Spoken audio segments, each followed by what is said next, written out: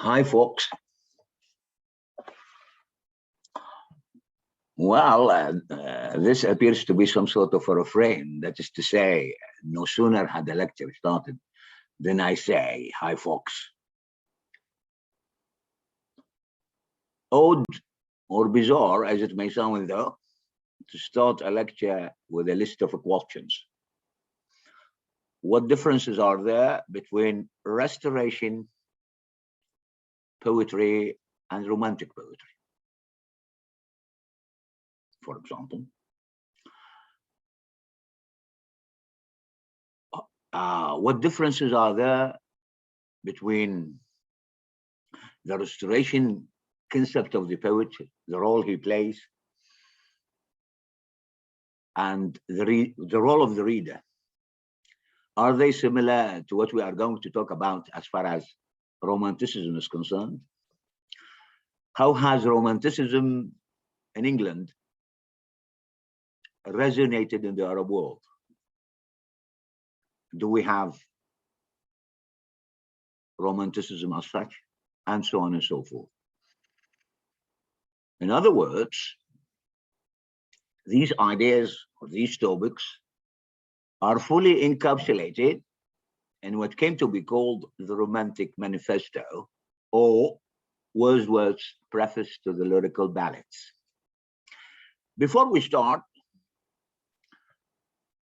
definitely there are certain significant signposts in the history of a country. هناك علامات شواخص تاريخية في تاريخ أي بلد. ولا أريد أن أضرب أو أسوق أمثلة على صعيد العراق، وإنما لنشير إلى ما يصطلح عليه في الدراسات الفكرية بالابستمولوجيكال بريك، القطيعة المعرفية، or in other words, the paradigm shift. You know, I hope that you know, that the outbreak of the French Revolution, which was in 1789,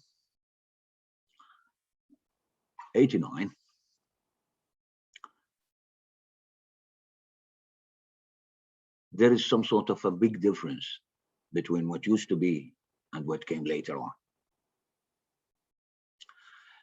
And this difference could be summed up really as the difference between Cartesian philosophy, Philosophe Descartes, and the Kantian philosophy as such.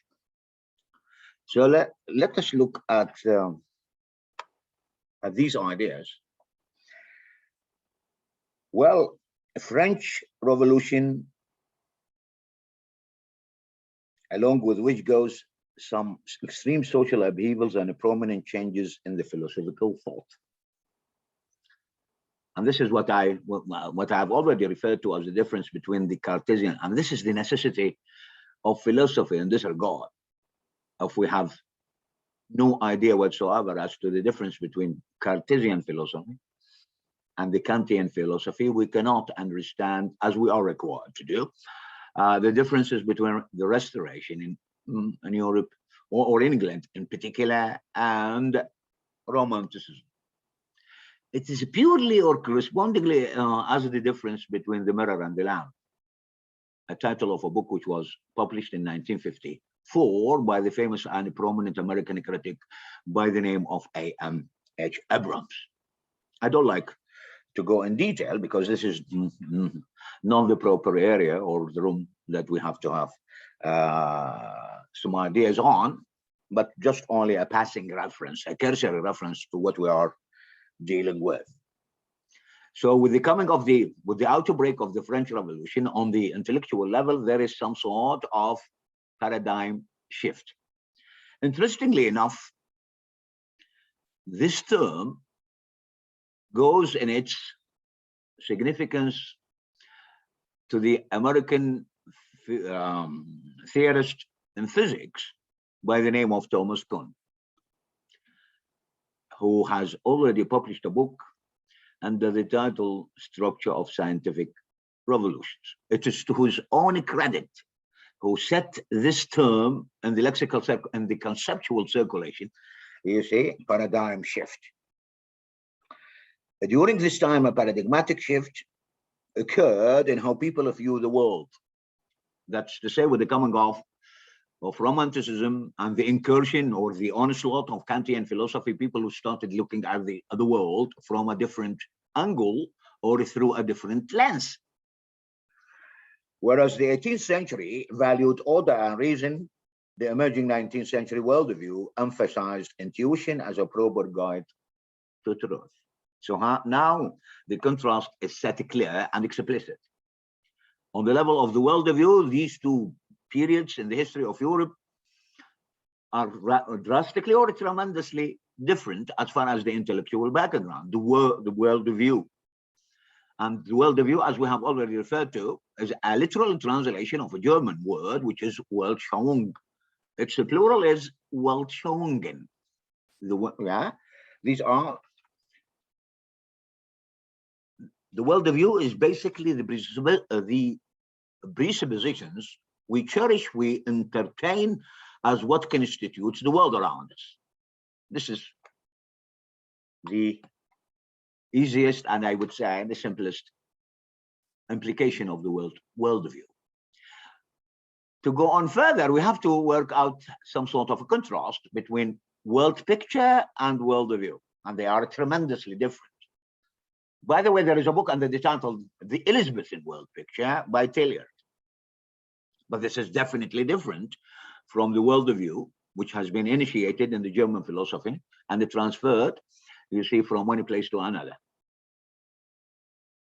Beginning with George Lukács, through Karl Mannheim, the famous German philosopher, and until it arrives, you see, in France and developed and applied in the study of the novel, particularly at the hands of Lucien Goldman, who is famous for the development of what came to be called later on genetic structuralism. I don't like to overburden you with these terms, but I'm speaking for those who are interested, and I hope, or I have got faith, that there are some students who will further on the line of their research in the future, not now.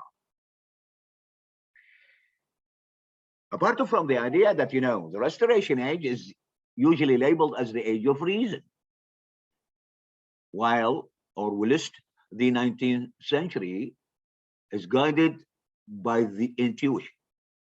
I expect that you have already come across the term intuition through your own study or introduction to linguistics, because without the linguistic intuition, we cannot tell the difference between what is right and what is wrong as far as the structure of sentences and so on and so forth. So is the case true? We cannot analyze or find our way into a text unless, on the level of analysis, unless we have what is called the stylistic intuition. What are the features that are prominent, or what are the literary aspects or stylistic aspects that have been foregrounded, to use Mikorovsky's term. Yes. So let us elaborate as far as this difference between the worldview in the Restoration, or in the 18th century in general, and the 19th century.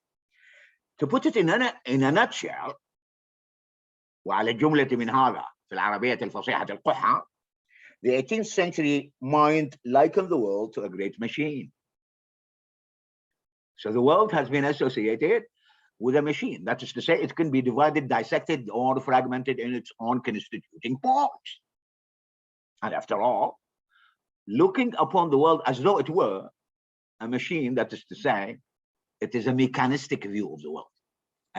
آلي, فهم آلي أو رؤية آلية للعالم.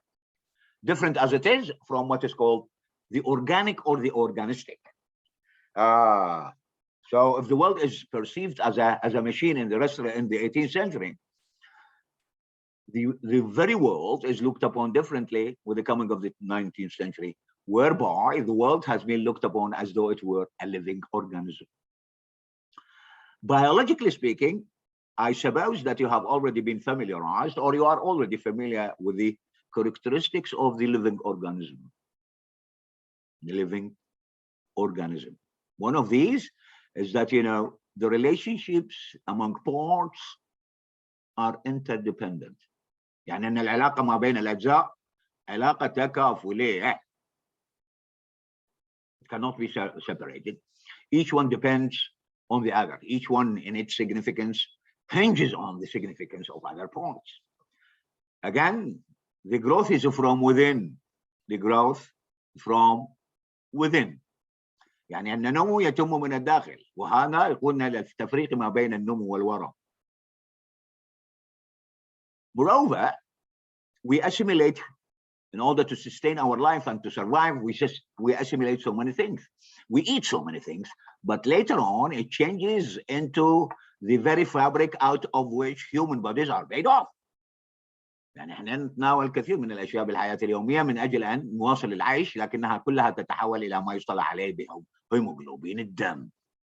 So is the case again. True, the poet looks, sees, reads, and so on and so forth, but later on they are assimilated and digested and changed or cast into the very constituents of what makes a poem up into a poem.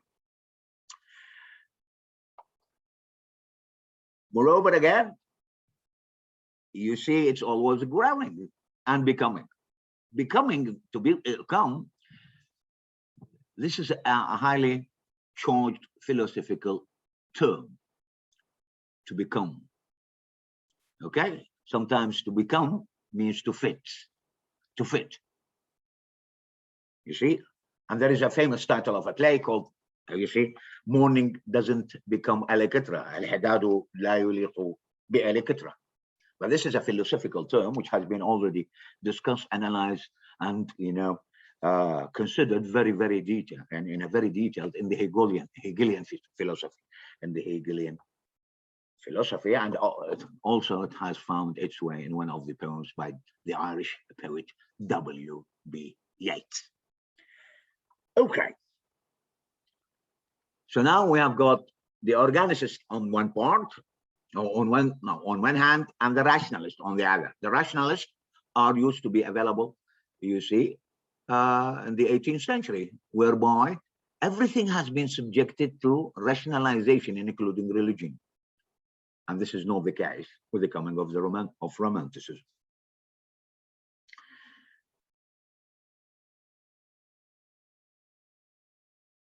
Apart from this, there is a difference between what is called a rural aspect and the urban aspect. يعني الجانب الريفي والجانب المديني. And this has got its own impact on what type of literature we are going to deal with. You see? In other words, rural places take their precedence or prominence at the hands of the Romantics, whereby it turns up or it develops into a leitmotif, فكرة متكررة. This is a German word, a leitmotif into Romantic poetry and the concept of nature. I don't like to go in detail as far as this term is concerned, how nature has been manipulated in Romantic poetry, because I already expect that you have been introduced to the concept of nature when you studied your Romantic poems in your previous year. So I don't like to repeat what has already been said as far as this, but to touch on it as one of the focal or significant themes as far as, lyrical poetry in the Romantic period. Associated with it or is the emphasis on the inner self, whereby a Romantic poet to write a poem has to dissect and يشرح, you see, his own self layer after a layer, looking upon it or looking at it from a single perspective, and thereby you see the favorite form in poetry is comparatively the lyric. Comparatively the lyric, because all the characteristics that are found or available in the lyric has helped the poet, you see, to analyze himself or herself and so on and so forth.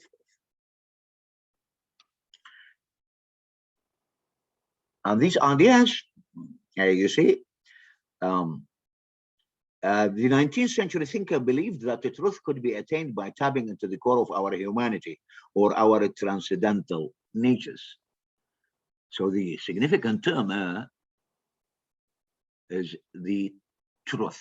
Keats has conclusively concluded one of his poems, Truth is a Beauty and the Beauty is a Truth, whereby you see he has already juxtaposed, يعني وضع الحقيقة والجمال أحدهما بجوار الآخر. Beauty is a truth and truth is a beauty. This is an aesthetic principle, you see, that Keats has cherished.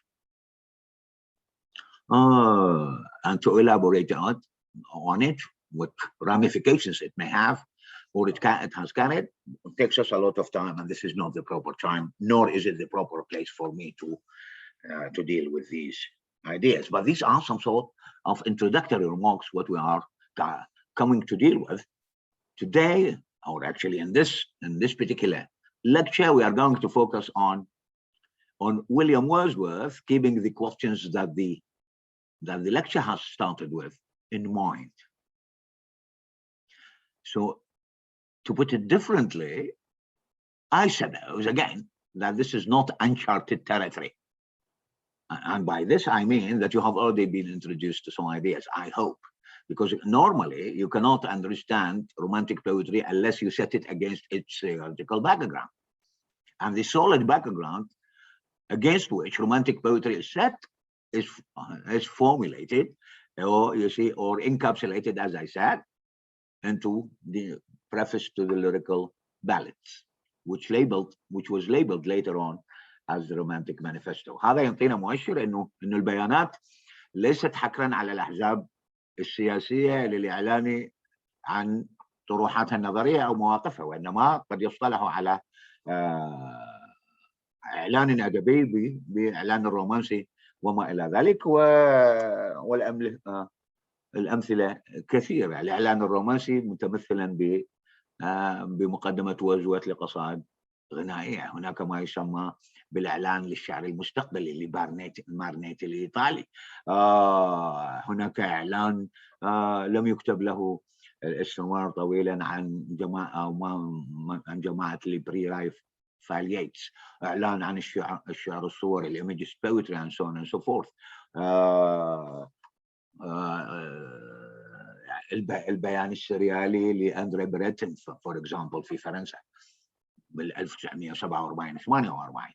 احنا في العراق يعني عندنا مجموعه من البيانات، يعني اعلان او بيان شعر 69 اللي نشر في مجله الكلمه وانطوى على المبادئ التي يعني يتبناها ما عرفوا بالشعراء الستين، يعني طهمازي، فوزي كريم، سامي مهدي وما الى ذلك. قسم منهم يعني رفعوا او تبنوا هذه المبادئ ووقعوا على البيان. يعني بيان شعراء الثمانينيين يعني وما الى شعراء الثمانينيين ايضا. وهذه تحولات للمتابع سواء للشعر الانجليزي او الشعر العالمي عموما او الشعر في العراق، يجد انها تحولات. وكلمه تحول او مفهوم التحول لابد ان يوصف بدقه، لانه هناك ترانزيشن، انتقال، اكو شيفت، تحول، يعني انتقال وتحول. We have to keep in mind the differences that are supposed to be available among, you see, transition, shift, and change. ولكل مجموعة يعني هذا البيانات أحدهما يعني شاعر من الشعراء قد يبادر ويستأنس برأي الآخرين الذين يشاركه نفس الرؤية أو المزاج ويتفقوا على مجموعة من المبادئ تكتب ويتم الإعلان عنها وتكون خارطة الطريق ليس فقط للشعراء وإنما للذين يقرؤونهم في ضوء البيان. ولكن ما تنطوي عليه اللغة من مكر ودهاء قد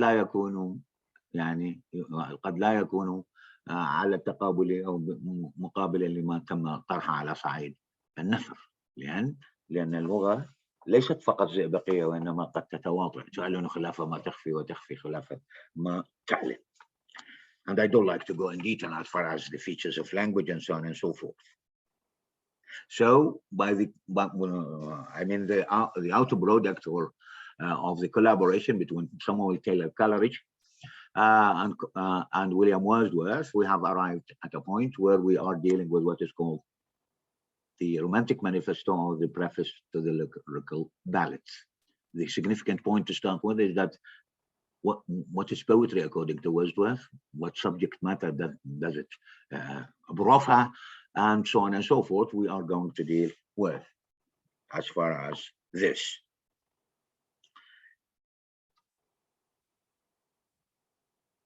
Okay. Samuel Taylor Coleridge in 1798.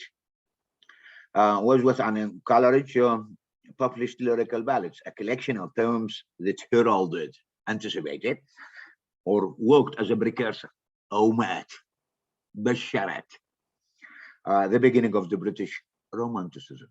What does this tell us? British Romanticism. يعني أن الرومانسية رومانسيات. هناك رومانسية بريطانية، وهناك رومانسية فرنسية، وهناك رومانسية ألمانية، وهناك رومانسية عربية. هذا يعني أن الرومانسية تلونت بتلاوين المكان الذي حلت فيه. يعني هناك فرق كبير جدا بين رومانسية مدام دي ستيل الفرنسية والرومانسية العربية.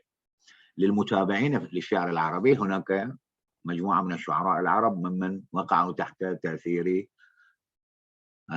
كولريدج وورdsworth وسموا بجماعة الديوان، يعني العقاد والمازني وما إلى ذلك. وهناك جماعة أبولو وقدموا لنا نتاجات نفخر بها، لكنها ذات صبغة وإيهاب عربي. It has got, you see, it has been informed actually by the ideas of both Wordsworth and Coleridge, yet it has got its own differences because, you know, the disposition, يعني المزاج, the inclination, الميل, the disposition and the inclination of the Arabs are radically different from those of the British. That's why you see it has the Romanticism in England has been labeled as a British Romanticism to categorize it differently and to set it apart from other types of Romanticism. This is for your general. I don't يعني الذين يتابعون كتابات الرومانسية العربية يعني مازني والعقاد وما جبران خليل جبران قبل أن يعني بكتاباته الأجنحة متكسرة وما إلى ذلك. كتاب النبي اللي ترجم وترجمة بديعة ترجمها الشاعر العراقي المرحوم سرغون بولس. والذين لا يعرفون سرغون بولس عليهم مراجعة يعني ما كتب عن سرغون بولس. يعني مثلا هناك كتاب الشعرية المفقودة ودراسة عن سرغون بولس، وليس فقط شاعرا وإنما بدأ قاصا ثم تحول إلى مترجما وله إسهام كبيرة في الشعر الستيني في العراق. يعني أصبحت كثير من الأسماء الأمريكية من كارلسون يعني روزنبرغ مألوفة، ولا أريد الخوض في تفاصيل الشعر الستيني في العراق ابتداء يعني هذه المجموعة، يعني الحيدري أخو بلند الحيدري، سامي مهدي، فوزي كريم، جان دمو وما إلى ذلك، الذين اتخذوا من مقهى المعقدين في شارع السادون بين علامتين تصيد مكانا يتبادلون فيه الأفكار. وللوقوف على هذا بشكل عجالة يعني تخافت الستينين لفوزي كريم، الموجة الصاخبة لسامي مهدي، إضافة إلى ما كتبته فاطمة المحسن في كتابها تمثلات الحداثة في العراق. تمثلات الحداثة في العراق. For those who are interested in Iraqi poetry، يعني احنا عندما نعرف الشعر الإنجليزي نعتز بشعرنا أكثر، لأننا سنقرأ شعرنا عبر عدسة أخرى، وهذه جدوى التعرف على الآداب الأخرى والقراءة بلغة أخرى. أوكي؟ يعني حين تسافر إلى بلد آخر بطبيعة الحال يعني تعيد النظر في كثير من الأمور التي عايشتها وألفتها، وهذه ما يقودنا بالحديث عن فضائل النفي اللي يطرحها أدوارد سعيد في مقالته المشهورة تأملات في المنفى بالإفادة من توماس أدورنو الألماني. So, in an explanatory preface, Wordsworth espouses, hold up, you see, adopted to espouse a new vision of poetry and the beginnings of a radical change in the literary theory. يعني هناك رؤية بالألف الممدودة بالعربية تختلف عن الرؤية بالتاء المربوطة. الرؤية to see through your mind's eye تختلف عن الرؤية بالتاء المربوطة التي هي يعني أن تنظر إلى الأشياء عبر العين. وهنا يكمن الفرق ما بين الرؤية والرؤية. هناك رؤية، ولذلك هناك مجموعة من الشعراء من امتلكوا رؤية، they are visionaries، أصحاب رؤية. وهذه بطبيعة الحال تجمعهم ما بين الثوري والمتصوف والشاعر اللي يسموه كليرفويون بالفرنسية، يعني صاحب رؤية. يأتي في مقدمة منهم مثلا وورdsworth، ويليام بليك، وما إلى ذلك من الشعراء الذين امتلكوا رؤية. ولا أريد الخوض في موضوع هذا. في الأقل عليك أن تفرق ما بين الرؤيا. قال يا أبتي لا تقصص رؤياك على أخوتك كي لا يكيدوا كيدا. So now it becomes quite explicit as to the difference between vision and view, vision and view, sight and insight. وهناك للمتابعين أو المهتمين بالدين المسيحي وخاصة في الإنجيل، هناك you see the vision of John the Baptist، رؤيا يوحنا المعمدان. I don't like to go on as far as the Bible is concerned، لأن البديهيات إذا ما أردت أن تتخصص في الأدب الإنجليزي بشكل جيد عليك أن تقرأ الإنجيل. هذا لا من باب يعني الدعوة، وإنما يعني إخواننا المسيحيين يعيشون بيننا وبين ظهرانينا ولديهم كتاب مقدس، ناهيك عن أن الأدب الإنجليزي لا يمكن له أن يعتد به دون الإفادة والامتياح من الرموز والأفكار والقصص وما إلى ذلك التي يعني سجلت في مغان الإنجيل. I don't like to go in detail because, again, I repeat, this is not the place. So, with the coming of Wordsworth's lyrical preface to the lyrical ballads, we are going to deal with a new vision of poetry, and and the beginnings of a radical change. يعني هناك بدايات. ما الفرق ما بين البداية والأصل؟ ومتى نحن تبدأ البداية؟ وما هو وسط البداية؟ وما هو نهاية البداية؟ وما إلى ذلك من الأفكار بخصوص هذا المفهوم beginning. My end is my beginning. بروفروك لإليوت. A sense of an ending. الإحساس بالنهاية. رواية كتاب عن الرواية and so on and so forth. لكن يأتي في المقدمة at the top of which comes the problematization of beginning at the hands of Edward William Said.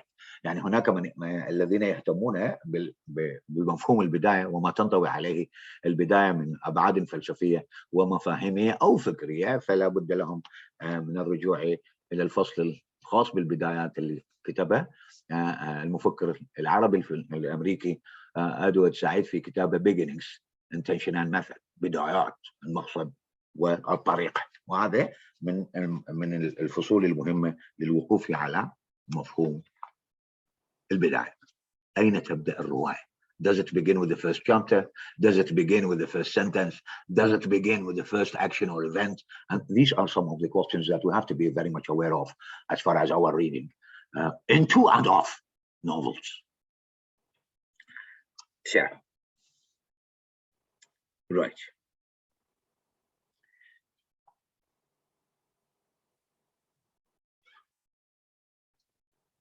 How has he defined poetry? We are going, I can tell you, you see, the definition of poetry which is set by Wordsworth differs from all the poetry that you have dealt with in your previous years. It's the spontaneous overflow of powerful feelings. It takes its origins in emotions recollected in a tranquility. So,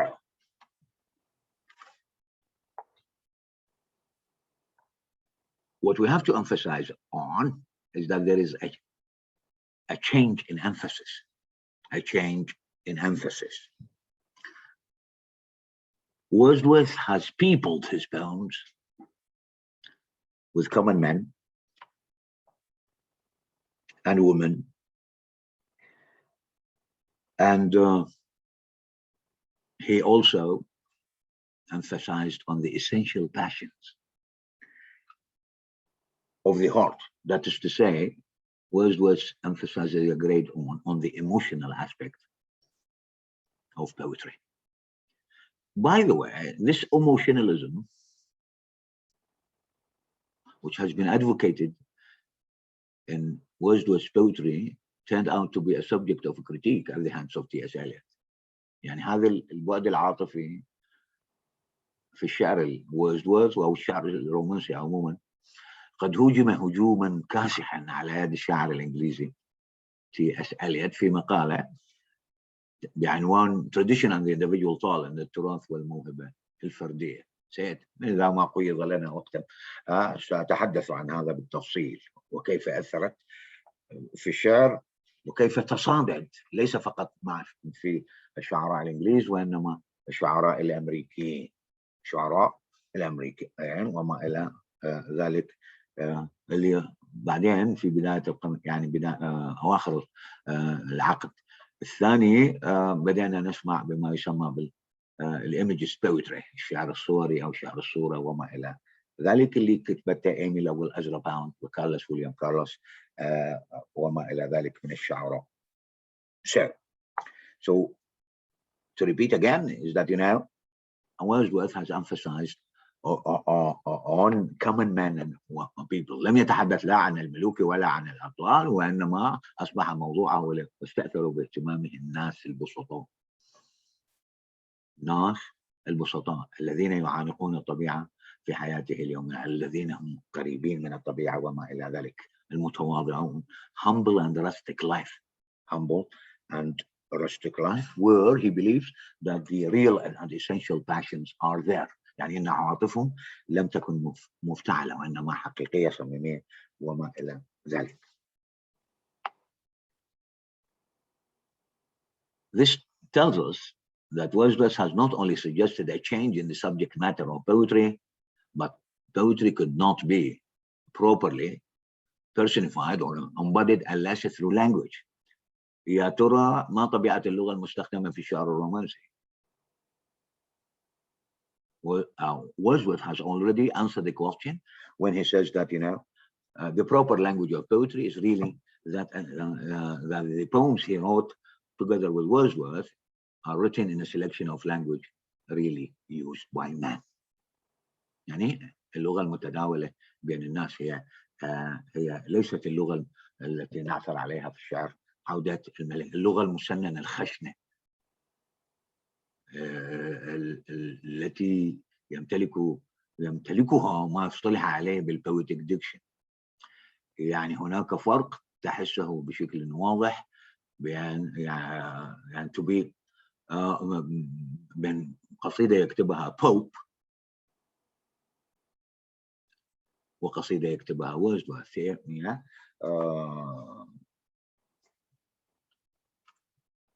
You see, and there are so many examples. To err is a human, to forgive is divine. A bird in hand is better than 10 on the bush. And you see, fools rush when angels fear to tread. This poem, which has been shaped by the use of the heroic couplet or the mock heroic, different from Wordsworth when he, wrote on what is called the solitary reaper. Behold her singled in the field, young and highland lass, she guts and bends the grass. Stop here or gently pass, the vale is overflowing with a sound. If you are aware of the difference between the two varieties of language, to speak linguistically, two registers, two poetic registers, you can recognize the difference between Pope on one hand and Wordsworth on the other. So the shift that has been initiated by William Wordsworth does not, embrace the change, a change in the, as far as those who have chosen or who have selected to people his poems, but also the subject matter, along with which goes the proper language he uses in the poetry. And Wordsworth's rustics such as Michael and Luke. These are titles of poems. You see, in his poetic narrative, speak in the simple everyday diction of their trade. That is to say, the characters in Wordsworth's poems adopt a language which is very much close, you see, to the language that is used by men in day-to-day activities or in day-to-day communication. So there is some sort of a drastic or a radical shift and change as far as I don't. You see, we can trace the evolutionary process and the changes as far as the language used in poetry, beginning with the Renaissance, 16th century after the modern times. ما هي التغيرات التي طرأت على اللغة المستخدمة في القصائد أو في الشعر الإنجليزي ابتداء من عصر النهضة وصولا إلى العصر الحديث؟ وهذا موضوع جدير بأن يؤخذ بنظر الاعتبار، وجدير أيضا بالتأمل، لأنه أن تحول القصيدة إلى نثر فأنت عملت يعني you have violated its very nature. أنت قمت بعملية افتئات على طبيعتها أنها مصنوعة هكذا ومشكلة حروفيا على الصفحة بهذه الطريقة. أن تحولها إلى نثر يعني أن ستقترف ما يصطلح عليه كلينث بروكس the heresy of the paraphrase. هرطقة البارaphrase. And this is another topic that is outside the scope of what we are speaking about. Now, when time comes, you see, I may go or refer to كلينث بروكس. هذا أستاذ البلاغة في جامعة ييل، واحد من أقطاب ما يصطلح عليه مدرسة النقد الجديد الأمريكي، الذي تصادت أفكارها في ثمانينات القرن في العراق، رغم أنها بدأت وترعرعت ونشأت في أواسط عشرينات القرن الماضي في أمريكا. So this is as far as some of the basic ideas that have been advocated by William Burroughs. This presupposes that the changes that are available or that has been launched or worked out or made, as far as the people, as far as the those characters who who are available in Wordsworth's poetry, the type of language, this definitely necessitates a new definition of poetry. هناك من البديهيات التي تفضي إلى أنه كل شاعر يعتد به له فهمه الخاص للشعر. بطبيعة الحال هناك تعاريف للشعر متعددة بتعدد الشعراء، ولا أريد الخوض في هذا الموضوع. That is to say, in other words, Wordsworth, in order to publicize his own ideas as far as what type of poetry he'd like to write, he has redefined poetry. أعاد تعريف الشعر. I have already cited the definition, but let us repeat it. عندما تقتبس تعريفا لشاعر ما، عليك أن تلتزم روحا ونصا بكلماته التي أوردها في التعريف. أي خطأ يعني أنك قولته ما لم يقله. You made him say what he has not said. والتقويل لازم يلزم عليك أن تحاسب نفسك قبل أن يحاسبك الآخرين. Okay, so this is what I'm emphasizing on. If you quote a definition of a poet set by a poet like Wordsworth, you have to stick to it literally, as far as the words that are set into the definition.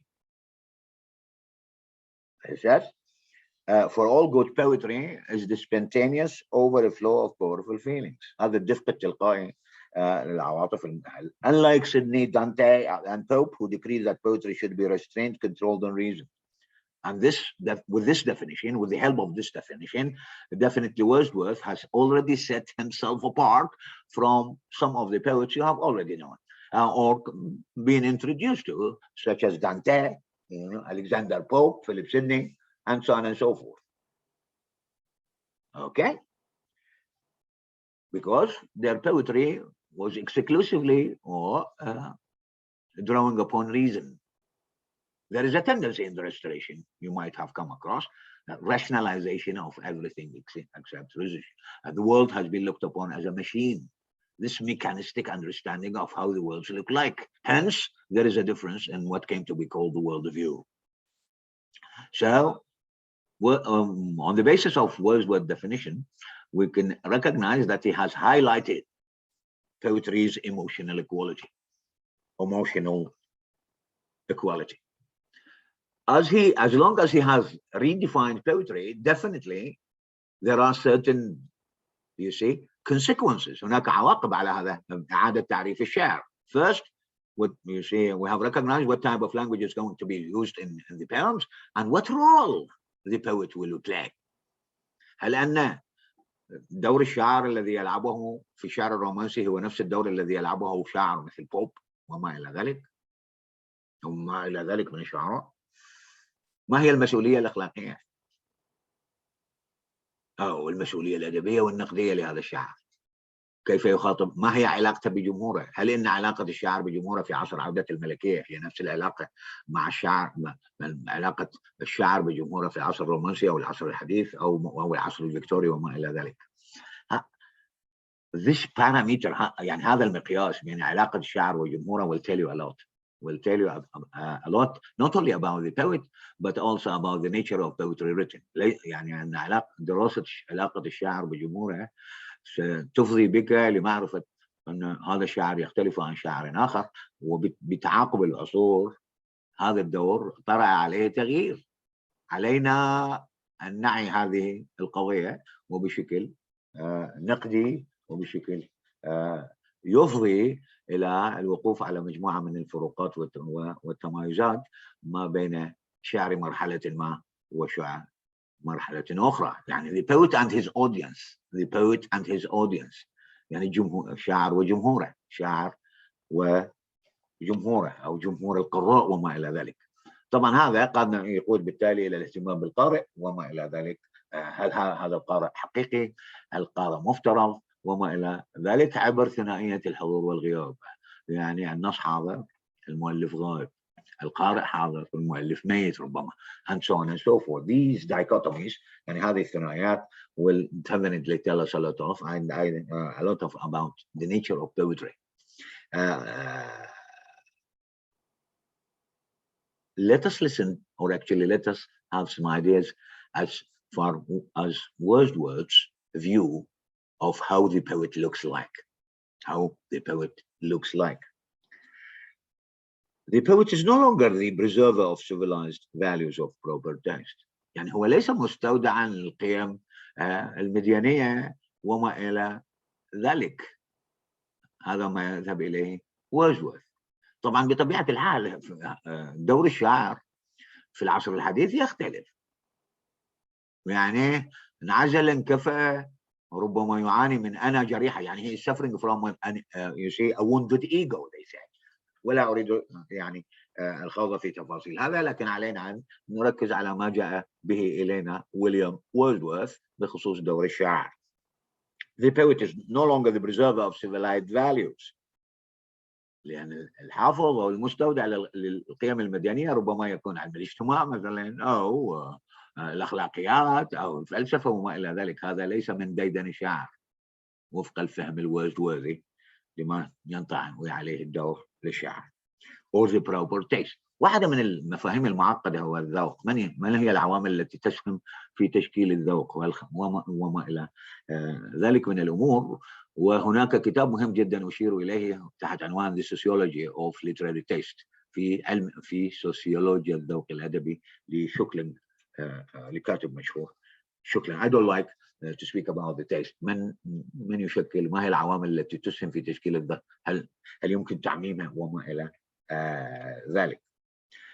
ما دور الشاعر في صياغة الذوق الذي في ضوئه يقرأ شعره. This is a question. Yes. What is the role of the poet, you see, in shaping the taste with the help of which readers read into or read his poetry. هذه مسألة مهمة جدا. يعني بطريقة يعني شاعر مثل إليوت شاعر نخبوي، هل تتوقعون منه أن يكتب شعرا سهلا في متناول كل الناس؟ لا. يعني he's an elitist poet، لأنه يؤمن أن كتابة الشعر هي أشبه بشن غارة على الذي لا يمكن التفوه أو التلفظ به. You see, to write poetry is some sort of, you see, waging a raid on the inarticulate. فمن هذا البيت ممكن أن تستدل على طبيعة الشعر الذي يكتبه شاعر مثل إليوت وشعر إليوت. Okay, a raid on the inarticulate. وهذا ورد في أحد قصائده. I don't like to go in detail as far as Eliot, because this is not the proper time for me, at least. But I refer, or I draw to your attention to certain terms that are of significance. في أي ميدان علمي معين لابد لك أن تكون على اطلاع أو ملما بالمفردات أو بالمفاهيم التي تتواتر في مجالات هذا العلم، ناهيك عن مسألة مهمة لا يمكن لك أن تستوعب مفكرا فيلسوفا ما لم تلم بالجهاز المفاهيمي لذلك المفكر، كان لغويا أو عالم اجتماع أو اقتصاد وما إلى ذلك. This is one of the axioms، يعني واحدة من البديهيات. You have to be very familiar or fully aware of the terminological apparatus، يعني جهاز المفاهيمي، terminological apparatus of an individual, be he a thinker, a philosopher, a sociologist, an economist, a linguist, and so on and so forth. Right. He is a man speaking to men. He doesn't say he is a man imitating other men. انه لم يكن يعني ان الشاعر لم يكن شخصا يحاكي اخرين، وانما يتكلم الى اخره. And the faculty of speech is innate in the human individual، يعني هذه قابلية أو قدرة كامنة في البشر.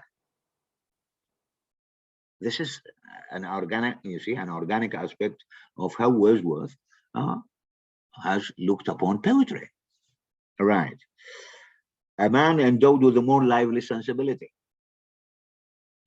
I'd like you to be aware as to the difference between sensibility and sentimentalism.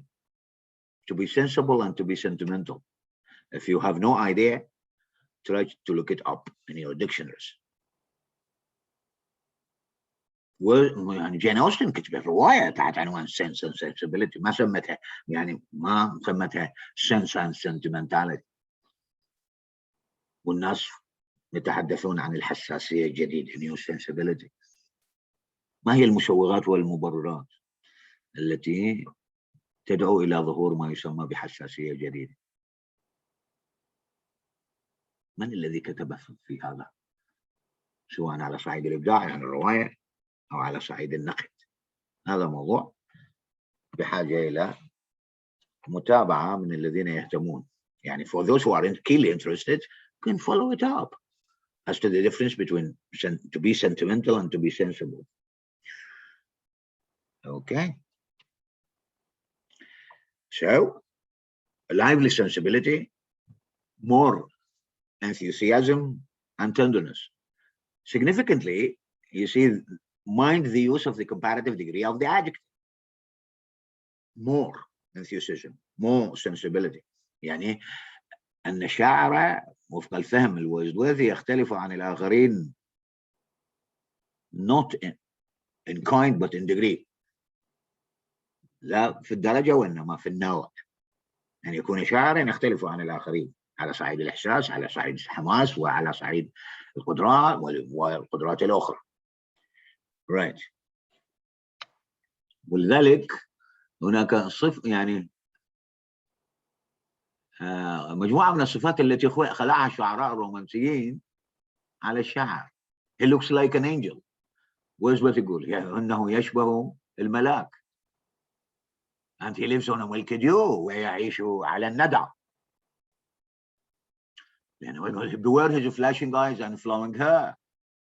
عيونه الملتمعة وشعره المتطاير أشبه بالملاك.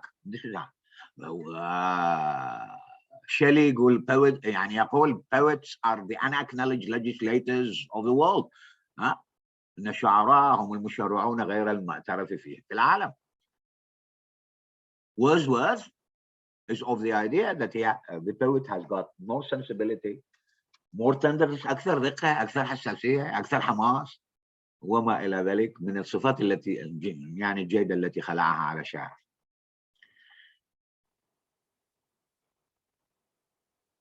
Okay, he has a greater knowledge.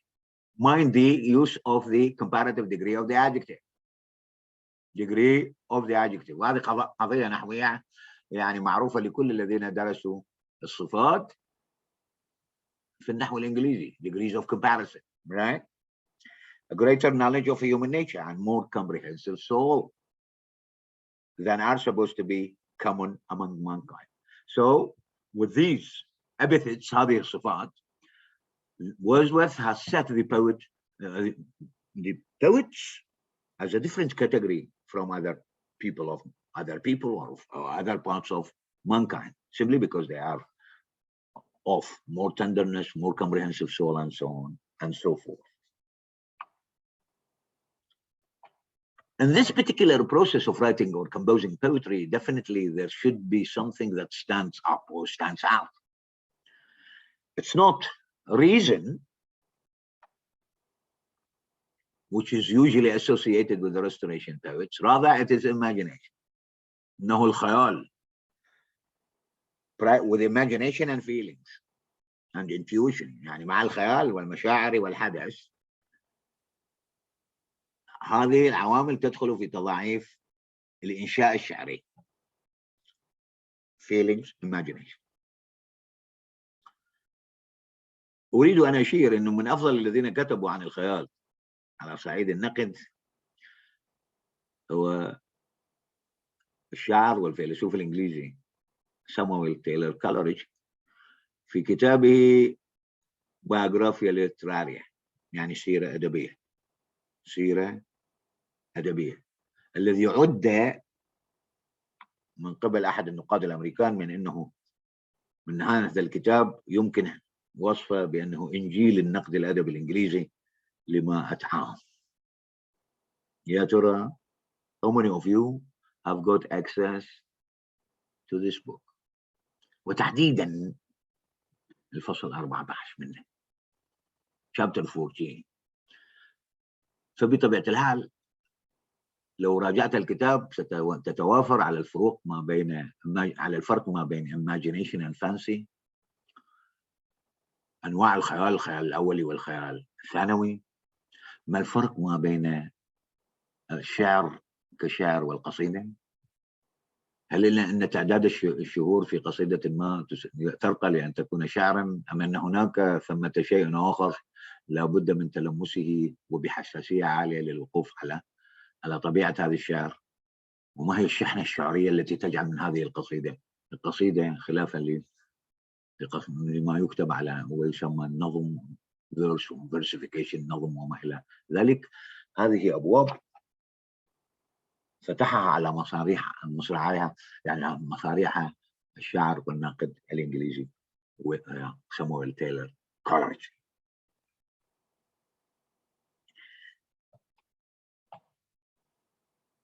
Right. ما الفرق بين الخيال الفني والخيال المريض؟ كيف يمكن لنا أن نوظف خيالنا؟ ما الفرق ما بين الخيال والتخيل؟ وبالعامية يعني هناك مفردة يخايل، لا تلبسي هذه الملابس لأنه يخايل يعني transparent to see through and so on and so forth، وكلها من جذر خيال تخيل وما إلى ذلك. Ultimately, we have to have some ideas as far as the role of the reader. Where does the reader fit into this?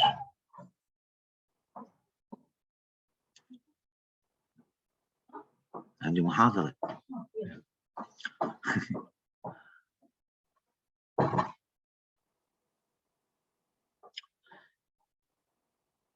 So,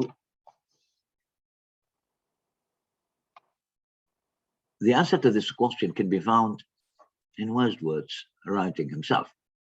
He said that through poetry, the poet and the reader share such emotions.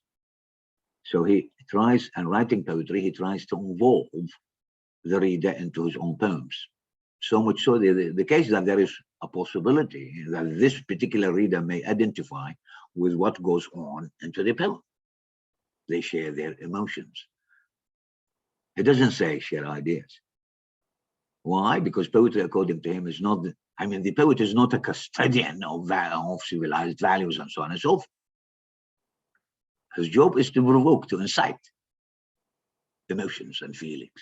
This is the yardstick or the parameter with the help of which he can measure up, or measure the validity, viability, and success of a romantic poem. This subjective experience of sharing emotions leads way away from the preceding centuries. Those people whom we have already talked about definitely stand for what came to be called the mimetic theory of literature in general and mimetic on poetry in particular. So Wordsworth does not stand for this. He